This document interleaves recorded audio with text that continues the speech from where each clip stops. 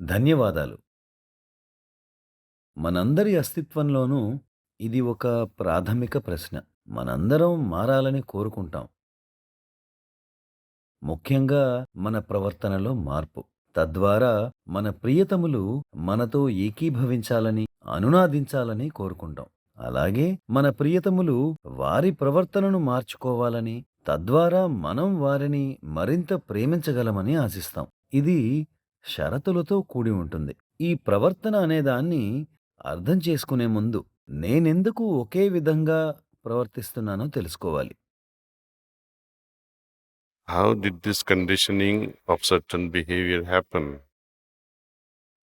Can I break away from this behavior? అది ఎలా మనలో కండిషన్ చేయబడింది? దీన్నుంచి బయటపడేదెలా? మనం దీని గురించి సంక్షిప్తంగా చదువుకున్నాం.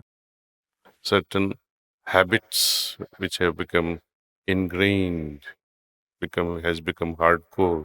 ఉదాహరణకి మద్యపానం, మత్తు పదార్థాలు, లైంగిక వ్యసనాలు, కొన్ని అలవాట్లు మనలో లోతుగా నాటబడి మన శారీరక వ్యవస్థలో బలంగా స్థిరపడిపోతాయి. వాటి మధ్య ఏర్పడ్డ ఒక పరస్పర సంబంధం ద్వారా నేను దీన్ని విశదీకరిస్తాను. The way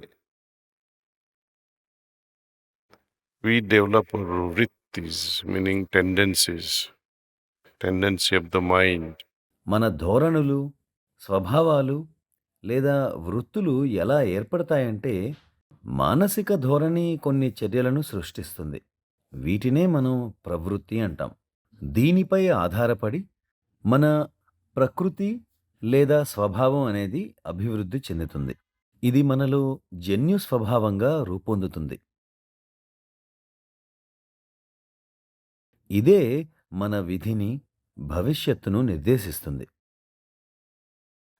but to answer this question, how to bring about behavioral change, అయితే ప్రవర్తనలో మార్పు ఎలా అనే ప్రశ్నకు సమాధానంగా అది అంత సులభం కాదు. for myself to have a stable behavior of a good human being, సుస్థిరమైన చక్కని మానవునిగా నా ప్రవర్తనకు ప్రయత్నం అవసరం. నా అభివృద్ధిపై నాకు ఆసక్తి లేకపోతే ఎందుకు ప్రయత్నిస్తాను? ఎలా తొలగించుకోవడం అనే దానికి నాకు తట్టే సమాధానం హార్ట్ఫుల్నెస్ పద్ధతిలో మనం చేసుకునే నిర్మలీకరణ ప్రక్రియ.